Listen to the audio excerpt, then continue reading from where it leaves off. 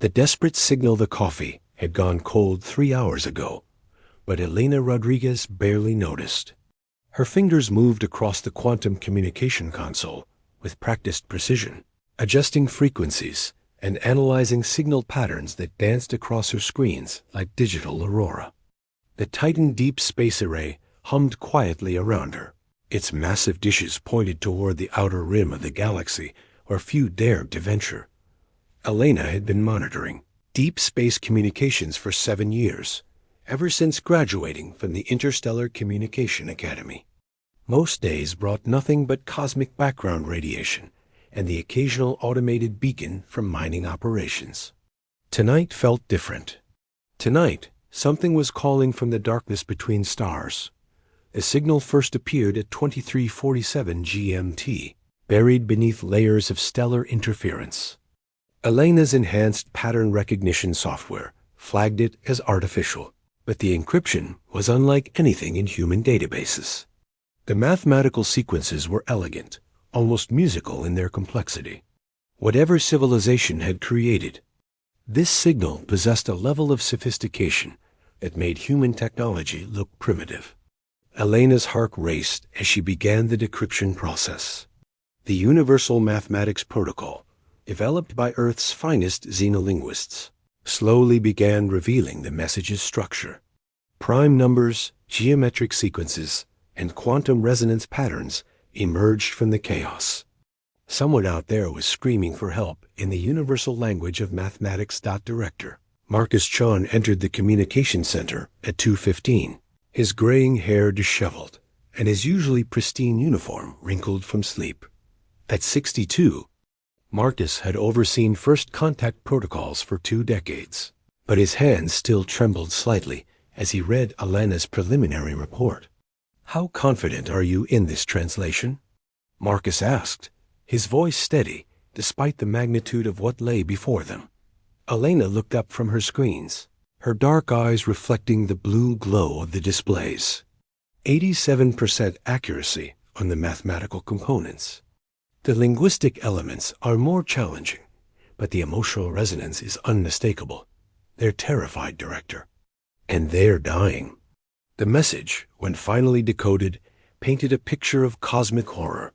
The ethereal collective, a peaceful alliance of 17 species, was under assault by something called the Void Syndicate. Entire star systems had fallen silent. Billions of lives had been extinguished in what the message described as the consumption of worlds. Marcus studied the holographic star chart that Elena had constructed from the signal's data. The attacked systems formed a rough line across the galaxy's outer spiral arm, each one going dark in sequence. The pattern suggested a methodical, unstoppable advance toward the galactic core where most inhabited worlds resided. They're not just conquering, Marcus realized, his voice barely above a whisper. They're strip mining entire solar systems. Every planet, every moon, every asteroid belt. They're consuming everything. Elena nodded grimly. The message mentions 12 species that have already been completely eliminated. The ethereal collective is their last line of defense, but they're losing. They sent this signal to every inhabited system in the galaxy, hoping someone would answer. The implications were staggering. Humanity had long wondered if they were alone in the universe, and now they had their answer. Not only were they not alone, but they might be the galaxy's last hope against extinction. Marcus activated the emergency communication system, sending coded messages to Earth's military command, the Colonial Defense Force, and the Interstellar Council. Within hours, representatives from every human faction would converge on Titan Station for the most important meeting in human history. Fleet Admiral Sarah Cross arrived on the morning transport, her crisp white uniform bearing the insignia of the Terran Defense Fleet. At 45, Sarah had earned her rank through 3 colonial conflicts and 2 asteroid mining disputes. She was known for her tactical brilliance and her ability to make impossible decisions under pressure. "Director Chun," Sarah said, her voice carrying the authority of someone accustomed to command, I've reviewed the preliminary reports. We certain this isn't some kind of elaborate hoax or test? Elena stepped forward, her datapad displaying the signal's complex mathematical proofs. Admiral, the quantum encryption alone would require computational power beyond anything we possess. The gravitational wave signatures match the described stellar events. This is real. Sarah studied the data with a soldier's attention to detail. The message contained tactical information about the Void Syndicate's capabilities, their ship configurations, and their apparent immunity to conventional weapons. What struck her most was the complete absence of any military strategy in the aliens' defense attempts. They're not fighters, Sarah observed. These species have never experienced warfare on this scale. They don't understand tactics, strategy, or the psychology of conflict. Marcus nodded. The message specifically requests guidance from those who understand the ways of war. They're looking for military advisors, not necessarily soldiers. Elena pulled up another section of the translated message, her expression growing thoughtful. There's something else, Director. They refer to inhabited worlds in categories. Paradise worlds, garden worlds, sanctuary worlds. But there's one classification that appears repeatedly in their databases. Deathworlds? Deathworlds? Sarah asked. Planets with extreme conditions that forge their inhabitants into natural survivors. High gravity, dangerous predators, volatile weather, frequent natural disasters. According to their databases, Deathworlds are incredibly rare. Most species consider them uninhabitable. A chill ran down Marcus's spine as he realized the implication. They're describing Earth. Elena's research into the ethereal collective's databases revealed a galaxy populated by beings who had never known true hardship. Their worlds were stable, peaceful, and safe. They had evolved in environments that rewarded cooperation and intellectual development over physical strength or combat prowess. We're an anomaly, Elena explained to the assembled council. Earth's harsh conditions, our planet's tendency toward natural disasters, our exposure to dangerous animals and extreme weather patterns. All of this forged humanity into something unique in the galaxy. Sarah understood immediately. We're natural warriors. Every human alive is descended from survivors who overcame impossible odds. We've been training for galactic warfare our entire evolutionary history. The debate that followed lasted 18 hours. Political representatives argued about the risks of revealing humanity's location to hostile aliens. Scientists worried about the technological disparity between human and alien civilizations. Military leaders questioned whether humanity was ready for interstellar conflict. Marcus listened to every argument, but his mind was already made up. The signal had provided coordinates for a rendezvous point in the Kepler 442 system, roughly 200 light-years from Earth. The ethereal collective would gather there for what they called the final convergence, their last stand against the Void Syndicate. We have a choice, Marcus addressed the council. We can hide in our corner of the galaxy and hope the Void Syndicate never finds us. Or we can stand with beings who share our values of life, freedom, and cooperation. The mathematics are clear. If the collective falls, Earth will eventually be discovered and consumed. Elena supported Marcus's position with hard data. The Void Syndicate's expansion pattern suggests they'll reach our sector within 50 years. We can fight them now with allies, or fight them later alone. Sarah stepped forward, her decision already made. The Terran Defense Fleet can have 12 ships ready for departure within 72 hours. It's not a large force, but it's what we can spare without leaving Earth defenseless. The final vote was unanimous. Humanity would answer the call dot as the council dispersed to begin preparations. Elena remained at her station, continuing to monitor the alien signal. The message had evolved since its first transmission, now including tactical updates and desperate pleas for any response. She composed humanity's reply using the same mathematical protocols, encoding a simple message that would travel across the galaxy at light speed. Help is coming. Earth stands with the collective. Fleet Admiral Sarah Cross stood in the command center of the TSS Endeavour, humanity's most advanced warship. Around her, 11 other vessels prepared for a journey that would take them farther from home than any human had ever traveled. The crew members, volunteers all, represented the best of humanity's military forces. Commander David Kane, Sarah's tactical officer, reviewed the mission parameters one final time. Admiral, we're entering unknown territory with no backup and no guarantee of return. The crew understands the risks. Sarah nodded, her gaze fixed on the stars beyond the viewport. Commander, our entire species evolved on a planet that tried to kill us every day. We've survived ice ages, asteroid impacts, and countless natural disasters. We've fought wars, built civilizations, and reached for the stars despite every obstacle the universe threw at us. Elena Rodriguez, now serving as the fleet's communication specialist, monitored the quantum channels for any updates from the ethereal collective. The signals were growing weaker, more desperate. Time was running out. Fleet Admiral, Elena reported, I'm receiving confirmation from the rendezvous point. The collective has assembled what remains of their forces. They're waiting for us. Sarah took a deep breath, feeling the weight of history on her shoulders. In a few hours, humanity would make first contact with alien civilizations. They would either forge an alliance that could save the galaxy, or they would die trying. All ships prepare for quantum jump. We're going to show the galaxy what Deathworlders can do.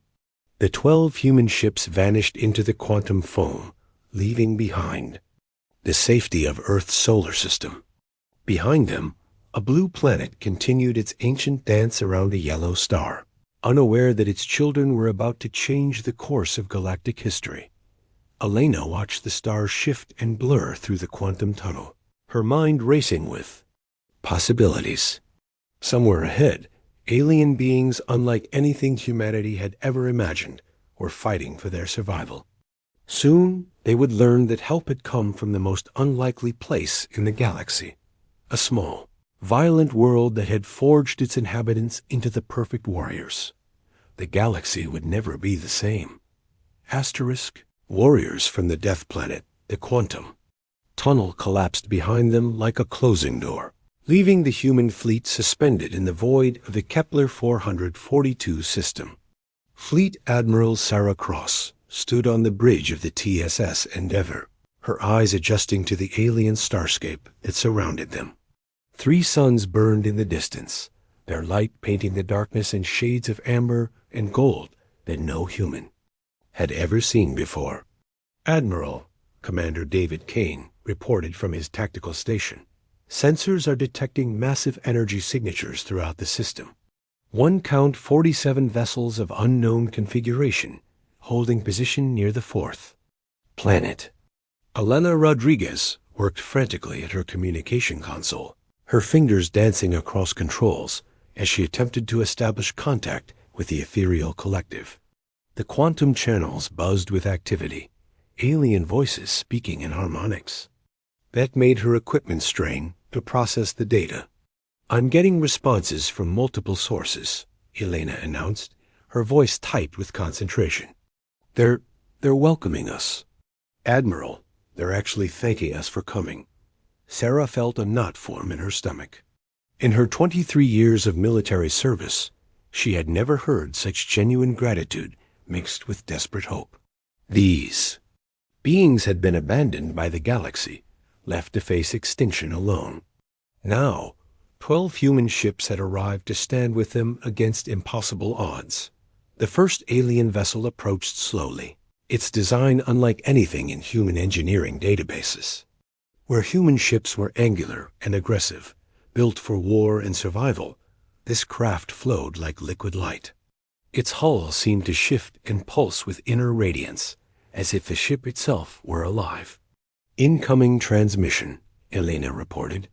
They're requesting permission to come aboard. Sarah straightened her uniform and checked her sidearm. First contact with an alien species was supposed to happen in controlled environments with teams of scientists and diplomats. Instead, it was happening in a war zone with extinction hanging over everyone's heads. Permission granted. Have them. Dock in Shuttle Bay 2. Commander Kane, I want a full security team present, but keep weapons lowered. These beings came to us for help. The airlock cycled open with a soft hiss, revealing 3 figures that defied every assumption humanity had made about alien life. They were tall and graceful, their bodies composed of what appeared to be living crystal that caught and refracted light in impossible ways. When they moved, it was with a fluid elegance that spoke of worlds without gravity's harsh demands. Central figure stepped forward, its crystalline features shifting to approximate human facial expressions. When it spoke, the words came not from a mouth, but from harmonic resonances that Elena's equipment translated in real time. I am Zaranin, voice of the ethereal collective. We have traveled far to meet the beings from the legendary Deathworld. Your response to our call has given us hope when we thought all hope was lost. Sarah found herself face to face with a being that represented 17 different species, all united in their desire to survive. The weight of that responsibility settled on her shoulders like a physical burden. I am Fleet Admiral Sarah Cross, of the Terran Defense Fleet. We received your message and came as soon as we could. What is the current situation? Zaranin's crystalline form dimmed slightly, a gesture Elena recognized as sadness. The Void Syndicate has consumed 12 more systems since we sent our plea. They move like a plague across the galaxy, leaving only empty space behind them. Our combined fleets have been reduced to what you see here. Commander Kane stepped forward, his tactical mind already processing the implications. What are we facing? Numbers, capabilities, strategies? Another alien joined the conversation, this one smaller and more angular than Zaranin. Its form bore scars that looked like battle damage, and its voice carried the weight of recent trauma. I am Kethmore, survivor of the Nexus Prime massacre. The Void Syndicate fields approximately 300 vessels, each one larger than your largest ship. They do not fight as we understand fighting. They simply consume. Their ships break apart planets and feed the materials into massive conversion factories. Sarah felt her blood run cold. 300 ships against the 47 vessels of the collective, plus her 12 human ships. The mathematics were brutal, but she had faced worse odds in the colonial wars. Tell me about their tactics, Sarah demanded. How do they coordinate? What are their weaknesses? Kethmore's form flickered with what Elena recognized as confusion. Weaknesses? They have no weaknesses. They are perfect predators. They surround a system, devour everything, and move on. There is no strategy to counter, no pattern to exploit. Elena looked up from her translation console, her expression thoughtful. Admiral, I think there's a fundamental misunderstanding. Here, these species have never encountered true warfare. They don't think in terms of tactics or psychological warfare. Sarah nodded, her mind racing through possibilities. They're fighting a conventional war against an unconventional enemy. But we're not conventional. Commander Kane understood immediately. Admiral, we need to see their battle records. If the Void Syndicate has never faced adaptive tactics, they'll be vulnerable to unpredictable strategies. The war council that followed lasted 6 hours. The ethereal collective's representatives shared their accumulated knowledge of the Void Syndicate, while the human officers analyzed the data through the lens of Earth's military history. What emerged was a picture of an enemy that was powerful, but inflexible. They're like a natural disaster, Sarah explained to the assembled aliens. They approach each system the same way, use the same formation, execute the same consumption pattern. It's effective against beings who fight conventionally, but they've never faced guerrilla warfare. Zaranine's form brightened with curiosity. Guerrilla warfare? This is unknown to us. Elena pulled up historical records from Earth's military databases. Small forces using mobility, surprise, and adaptability to defeat larger enemies. Humans have been perfecting these techniques for thousands of years because we couldn't afford to fight fair. The alien representatives studied the data with fascination and growing hope. Concepts like ambush tactics, feints, psychological warfare, and strategic retreats were completely foreign to them. Their conflicts had always been resolved through negotiation or formal combat between equal forces. You fight like the apex predators from our ancient world memories, Kethmore observed. Cunning, adaptable, willing to sacrifice for victory. Sarah smiled grimly. We are apex predators. Earth made us that way. The battle plan that emerged was unlike anything the galaxy had ever seen. Instead of meeting the Void Syndicate in conventional formation, the combined fleet would scatter throughout the system, using the asteroid fields and gas giant rings as cover. The human ships, smaller and more maneuverable than either the collective or syndicate vessels, would serve as strike forces. We'll hit them where they don't expect it, Commander Kane explained to the alien tactical officers. While they're focused on your main force, we'll attack their supply lines, their communication networks, their command structure. We'll make them react to us instead of following their programmed patterns. Elena monitored the quantum channels as the plan was transmitted to every ship in the fleet. The excitement in the alien voices was palpable. For the first time in their struggle against the Void Syndicate, they had a strategy that didn't involve simply hoping to survive. The enemy arrived 18 hours later, their massive ships dropping out of hyperspace in perfect formation. The Void Syndicate vessels were nightmares of black metal and pulsing energy, each one the size of a city. They moved with mechanical precision, spreading out to surround the system in their standard consumption pattern. Sarah watched from the Endeavor's bridge as the enemy fleet began its approach. Her ship was hidden behind a gas giant's largest moon, along with 3 other human vessels. The rest of her fleet was scattered throughout the system, waiting for the perfect moment to strike.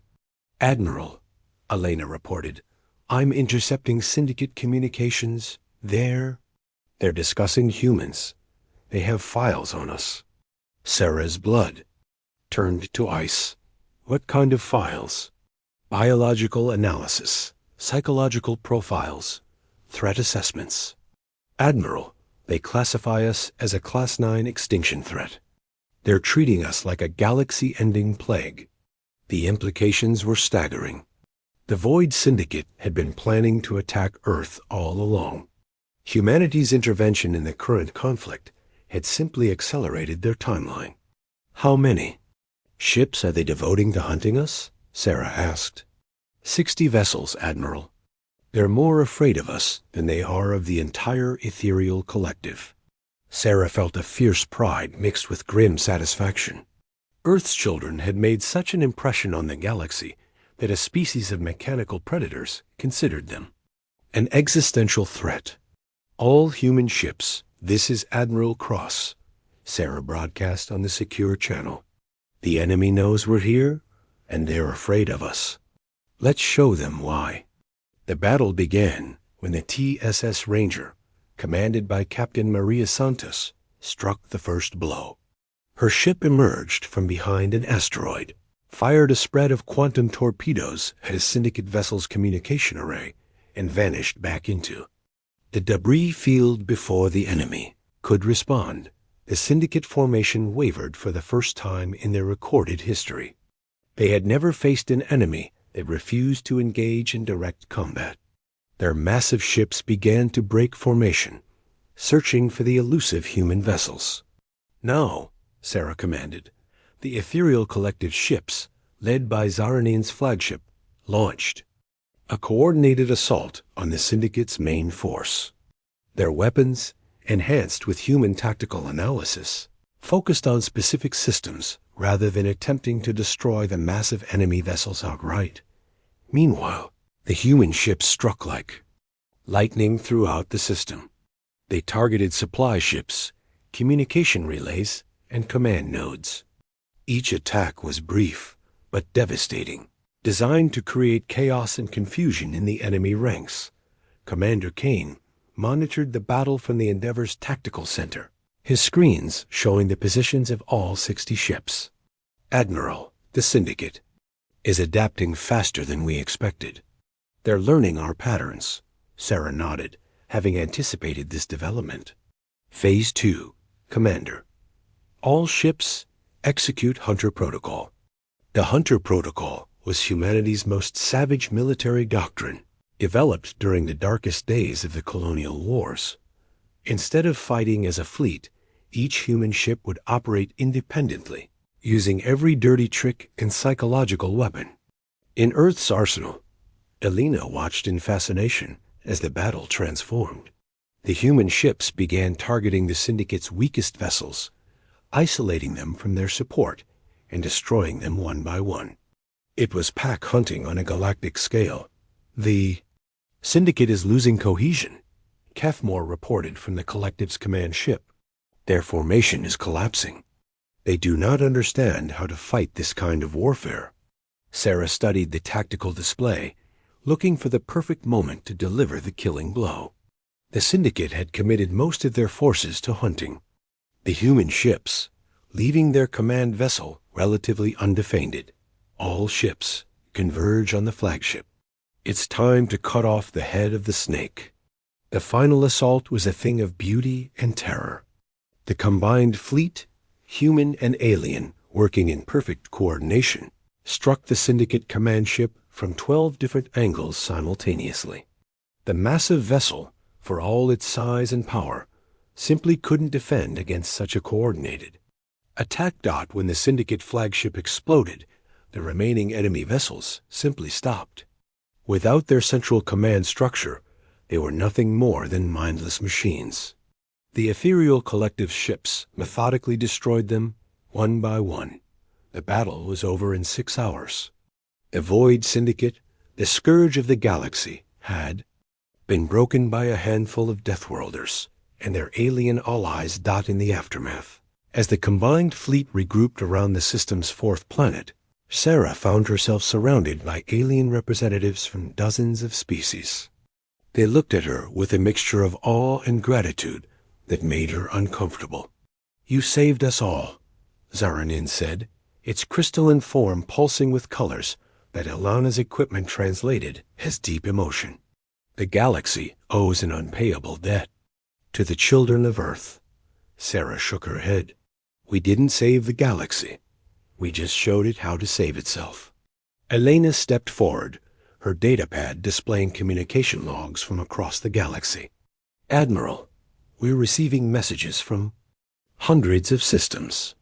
Word of the victory is spreading faster than light itself. Species that have been hiding from the Syndicate for decades are coming forward." Commander Kane joined them, his expression thoughtful. "Admiral, the aliens are right. We've changed everything. The galaxy will never be the same." Sarah looked out at the stars, knowing that humanity's role in the galaxy had fundamentally shifted. They were no longer an isolated species from a forgotten corner of space. They were the Deathworlders who had taught the galaxy how to fight back. "Elena, send a message to Earth. Tell them we're coming home, and we're bringing friends." As the human fleet prepared for the journey back to Earth, Sarah reflected on what they had accomplished. Humanity had found its place in the galaxy not as conquerors or overlords, but as protectors of those who could not protect themselves. The galaxy had found its guardians, and they came from the most unlikely place imaginable, a small, violent world that had forged its children into the perfect warriors. The age of the Deathworlders had begun. Asterisk.